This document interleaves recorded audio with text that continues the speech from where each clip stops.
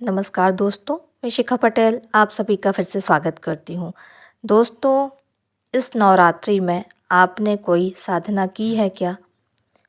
यदि नहीं की तो आप अच्छे मौक़ों पर कभी भी साधनाओं को करने का मौका बिल्कुल नहीं छोड़ना चाहिए। जी हाँ, साधना एक्चुअल में है क्या? यदि हम सिंपल भाषा में समझें कि साधना का मतलब अपने मन को साधना है।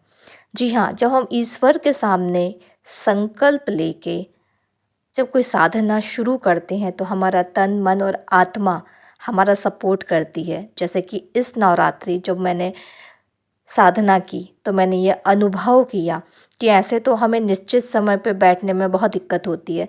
हम किसी चीज़ के लिए एक निश्चित समय नहीं निकाल पाते, कभी कुछ करते हैं, कभी कुछ करते हैं, एक समय का फिक्सेशन नहीं हो पाता। लेकिन जब हम संकल्प लेके साधना शुरू करते हैं तो हमारा माइंड ऑटोमेटिक हमारा सपोर्ट करने लगता है और वो कहता है कि तुमने संकल्प लिया है उस परमात्मा के सामने, उठो चलो तुम्हारा समय हो गया है, अपनी साधना में बैठो। वो साधना ध्यान भी हो सकती है, वो साधना मंत्र जप भी हो सकती है और वो साधना के रूप में मानसिक पूजन भी हो सकता है। तो कुछ भी हो सकता है उस साधना का कार्य, लेकिन हमारा समय फिक्स होना चाहिए, हमारा दृढ़ संकल्प होना चाहिए कि हमें यदि 11 दिन की या 9 दिन की साधना रखी है तो मन को साधते हुए, सभी समस्याओं को छोड़ते हुए, मन के जो भी विकार हैं उसे छोड़ते हुए, मन यदि यहाँ वहाँ भागता है या आलस करता है, इन सब को साधते हुए हमें अपने निश्चित समय पर हमें अपनी चीज़ों को पूर्ण करना है। ये है साधना का मुख्य लक्ष्य। अब इस लक्ष्य की प्राप्ति के लिए हमें निश्चित समय और निश्चित अवधि का चयन करना पड़ता है और जब हम संकल्प के साथ किसी भी साधना, चाहे भगवान शिव की हो या किसी भी देवी देवता की, उस साधना को जब हम पूर्ण कर लेते हैं तो हमारे दिमाग में, हमारे माइंड में एक मैसेज जाता है कि हमने जो ईश्वर से कमिटमेंट किया वो हमने पूर्ण कर लिया।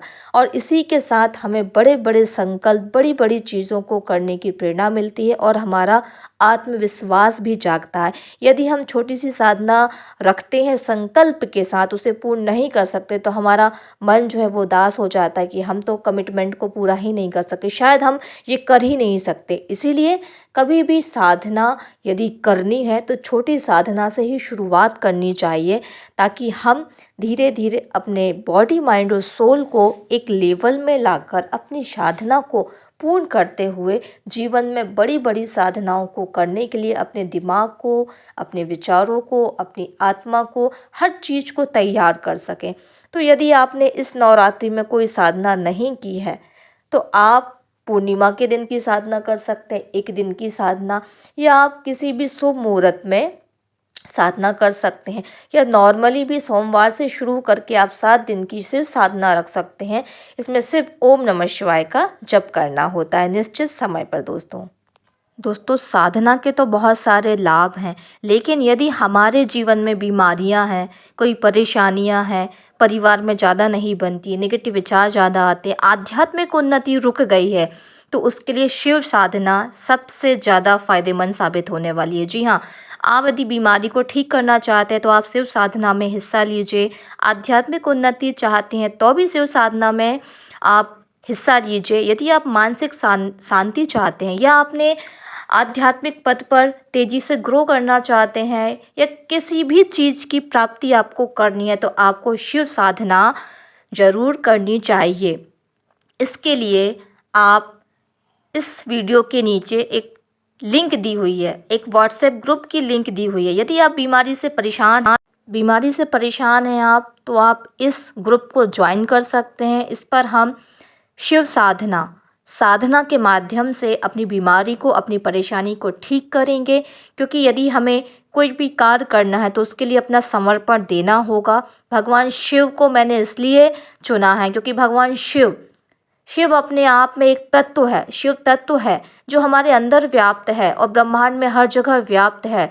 शिव और प्रकृति ही मिलकर हमारे इस जीवन को, इस प्रकृति को चला रही हैं। सब कुछ इस शिव और इस शक्ति के अंदर है जो शिवलिंग में व्याप्त है। यदि हम उसकी साधना करते हैं, संकल्प के साथ कुछ दिन अपना साधना में दे देते हैं तो ज़रूर आपको फ़ायदा होगा। तो ज़रूर ज्वाइन करिएगा।